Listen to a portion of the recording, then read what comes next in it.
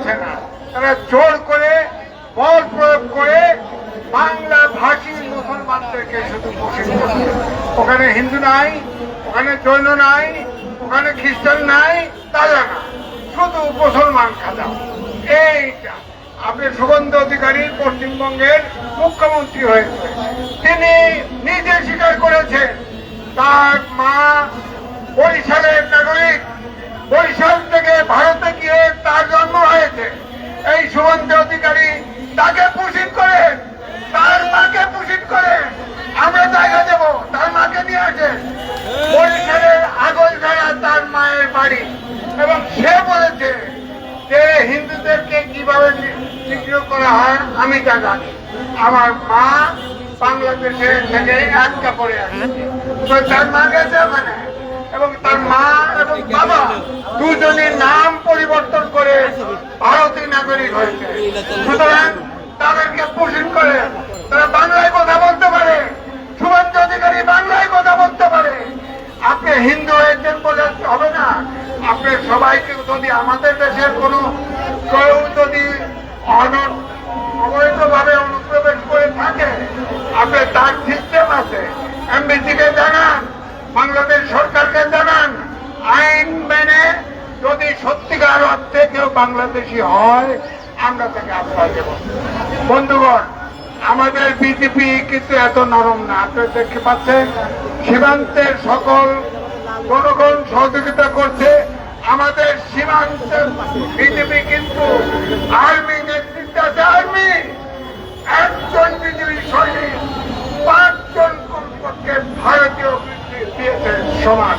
সুতরাং আমরা ভয় পাওয়ার কিছু নাই, ঠিকই ঠেলে দিচ্ছে। কিন্তু আমার বক্তব্য হচ্ছে ভারত কেন এই মুহূর্তে পুষিন করছে? এক হতে পারে ফ্যাসিস্ট হাসিনা প্রায় 40টা চুক্তি ভারতের অনুকূলে করেছিল। শুভেন্দু অধিকারী সে মমতা ব্যানার্জির ঘনিষ্ঠ ছিল, যাতে ওই চুক্তি বাতিল না করে এর জন্য একটা চাপ দিতে পারে, চাপ দিচ্ছে। এবং হয়তো আপনার নরেন্দ্র মোদী তাকে বলেছে যে তুমি এরকম দাফালিং করো যাতে বাংলাদেশ এই কোনো চুক্তি বাতিল না করতে পারে। এক, দুই হচ্ছে ওখানের সামরিক বিশেষজ্ঞ, তার নামই হচ্ছে ভারত কার্ডার। তিনি ওখানের বুদ্ধিজীবী, সাংবাদিক সবাই বলছে আমেরিকা যেমন আমাকে কিনে নিয়েছিল, এরকম রংপুর আমাদের কিনে নিতে হবে, এবং ওখানে যত হিন্দু আছে সব ভারতে নিয়ে আসতে হবে, এবং এখান থেকে যারা বাংলাভাষী হিন্দু মুসলমান আছে সবাইকে রংপুরে নিতে হবে। অর্থাৎ তারা বলতে চায়, তারা লিখছে এবং তারা তাদের সরকারকেও বলেছে, তারা বলেছে কারণ তারা মনে করে চিকেন নেক ভারতের সাথে বাংলাদেশের ভূখণ্ডের কাছাকাছি এটা 20 কিলোমিটার, এটা নাকি 150 কিলোমিটার দরকার। তারা বলছে বাংলাদেশ সরকারের কাছ থেকে রংপুর কিনে নেওয়া হোক $20 বিলিয়ন দিয়ে। যদি না দেয় তাহলে সামরিক শক্তি প্রয়োগ করে রংপুর দখল করা হোক। সুতরাং এই যুদ্ধ আমাদের শুধু পুশিনের বিরুদ্ধে সম্ভবত নয়, আমরা বলছেন এখানে বলছেন না, সবার আগে বাংলাদেশ আমরা মুক্তিযুদ্ধ করে বাংলাদেশ অর্জন করেছি, সেই বাংলাদেশকে এখন রক্ষা করতে হবে। সুতরাং আমি বলছি ওখানে ভারতের সাংবাদিক, সামরিক বিশেষজ্ঞ, লেখক, বুদ্ধিজীবী সবাই বলছে রংপুরকে দখল করতে হবে, কারণ তারা চিকেন নেক ভয় পায় যে চীনের সাথে যদি যুদ্ধ লাগে চিকেন নেক বন্ধ করে দিলে 7 সিস্টার আলাদা, এই 7 সিস্টার ভয়। সুতরাং আমরা বাংলাদেশ ছোট হতে পারি, বিশ্বে কিন্তু কোন ছোট দেশ ছোট নয়। তারা এই দক্ষিণ এশিয়ার একটি দেশের সাথে ভারতের সম্পর্ক নাই, তারা মালদ্বীপ থেকে পর্যন্ত হাত গুটিয়ে চলে গেছে। অবশ্যই শক্তি প্রয়োগ করতে হবে। ও দেশের সামরিক বিশেষজ্ঞ, লেখক, সাংবাদিক, বুদ্ধিজীবী যদি রংপুর দখল করতে পারে আমরা কেন বলতে পারবো না?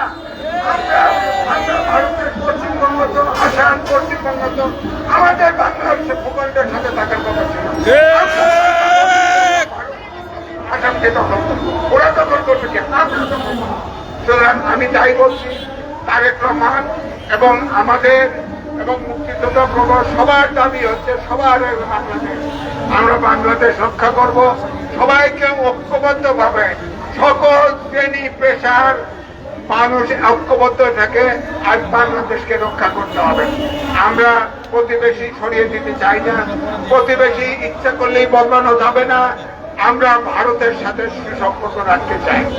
আন্তর্জাতিক আইন আছে, বিধিবিধান আছে, মানবাধিকার জাতীয় সংঘের সনদ আছে, আপনারাও স্বাক্ষরকারী, আমরাও বাংলাদেশের স্বাক্ষরকারী।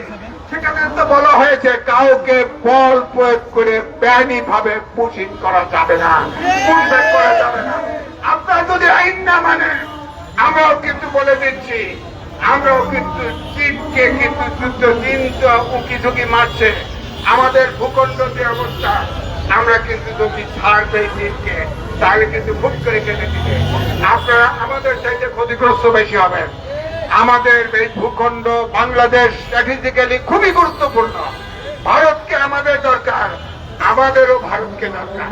সুতরাং আমি চাই আন্তর্জাতিক আইন আছে, আপনি আমাদের সাথে আলাপ আলোচনা করে গঠনমূলক আলোচনা করে উভয়ের স্বার্থ আমরা রক্ষা করি, নইলে এই যুদ্ধ শেষ হবে না। আমরাও বলবো সবার আগে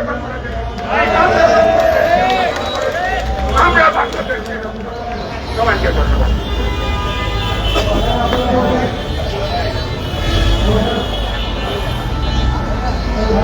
ধন্যবাদ এম এ আজিজ ভাইকে চমৎকার বক্তব্য দেওয়ার জন্য।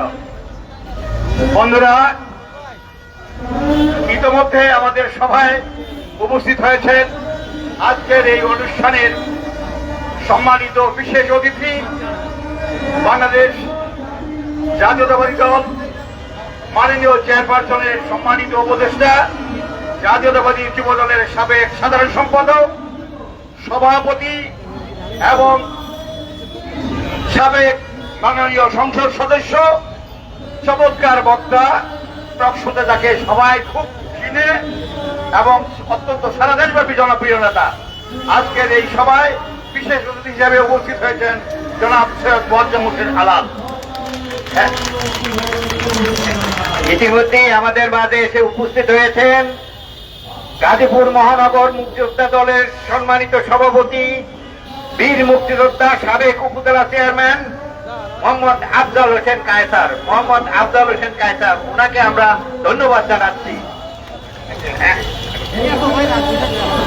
এখন আপনাদের সামনে বক্তব্য রাখবেন ঢাকা মহানগরী জাতীয়তাবাদী মুক্তিযোদ্ধা দলের সংগ্রামী আহ্বায়ক এবং জাতীয়তাবাদী মুক্তিযোদ্ধা দলের কেন্দ্রীয় কমিটির সহসভাপতি, ট্যাবের সাবেক নেতা জনাব ডাক্তার জাহাঙ্গীর আলম। বক্তব্য রাখবেন জাহাঙ্গীর আলম। বিসমিল্লাহির রহমানির রহিম।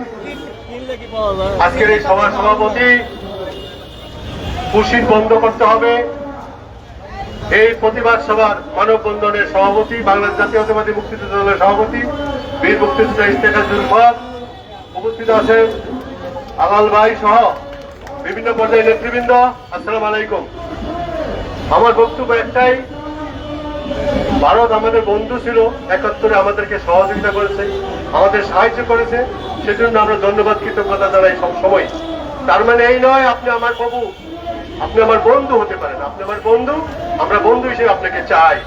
কিন্তু এভাবে বেআইনি ভাবে মানুষদেরকে এভাবে কষ্ট দিবেন, মানবতার উলুণ্ঠন করবেন, এটা কোনো অবস্থানে মেনে নেওয়া যায় না।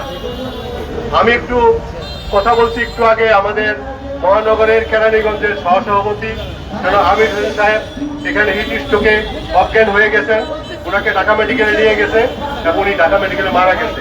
আমি আজকে একটু দুঃখ প্রকাশ করছি এবং শোক সন্তত পরিবারের সমবেদনা জানাচ্ছি। আজকে এখানে একটা শোক প্রস্তাব আনার জন্য আমি অনুরোধ করছি আমাদের সভাপতিকে। আমি ধন্যবাদ জানাই মহানগরের বিভিন্ন পর্যায়ে নেতৃবৃন্দ এখানে আসছেন, বিশেষ করে গ্যান্ডারিয়া, সূত্রাপুর, কোতোয়ালি, ওয়ারি, গাজীপুর, কেরানীগঞ্জ, যাত্রাবাড়ি, কদমতলী, মুন্সিগঞ্জ, সাভার, বিভিন্ন পর্যায়ে নেতৃবৃন্দ এখানে এসেছেন। আমাদের উলফত আজিজ ভাইয়ের আহ্বানে আমরা সবারই একটি কথা, সেটা হলো পুশিন চলতে পারে না, বেআইনি পুশিন চলতে পারে না। এটা ভারতীয় বাংলাভাষী নাগরিকদের আপনারা পুষিন করবেন, এটা কোনো অবস্থান হতে পারে না। আপনারা কি আমাদের বন্ধু, বন্ধুত্ব করেন জনগণের সাথে, বন্ধুত্ব করেন বাংলাদেশের জনগণের সাথে, বর্তমান সরকারের সাথে, যারা যেই সরকার জনগণের সরকার। আপনারা বন্ধু ছিলেন একটা পার্টিকুলার লোকের সাথে, সেটা হতে পারে না। আপনারা বন্ধু হন দেশের, আমরা দুই দেশ বন্ধুত্বপূর্ণ সম্পর্ক রেখে দুই দেশ উন্নয়নের শিখে যাব, এটাই আমাদের প্রাপ্য। এটা এই নয় যে আপনারা জোর করে আমাদের উপর চাপিয়ে দিবেন। আমরা কিন্তু একদম ভুলে যাইনি আপনাদেরকে। ধন্যবাদ আপনাদের সবাই। আমি সত্যিকার ভাবে আবারও দুঃখ প্রকাশ করছি, আমাদের মহানগরের কেরানীগঞ্জের সহসভাপতি যারা আমির হোসেন সাহেব মারা গেছেন। আমি রাজিউন, আমি মুক্তি দিতে পারতেছি না, ওনার জন্য সত্যি কষ্ট হইতেছে, খারাপ লাগতেছে। উনি আসছিলেন প্রতিবাদ জানাইতে, উনি একজন বীর মুক্তিযোদ্ধা, ওনার বয়স প্রায় ৭৮-৮০ মতন। সত্যিকার ভাবে আমি খুব দুঃখ লাগতেছে। আমরা এখানে শোক প্রস্তাব আনার জন্য আমি আমার অনুষ্ঠানের সঞ্চালককে অনুরোধ করছি। আপনাদের সবাইকে ধন্যবাদ। আসসালামু আলাইকুম।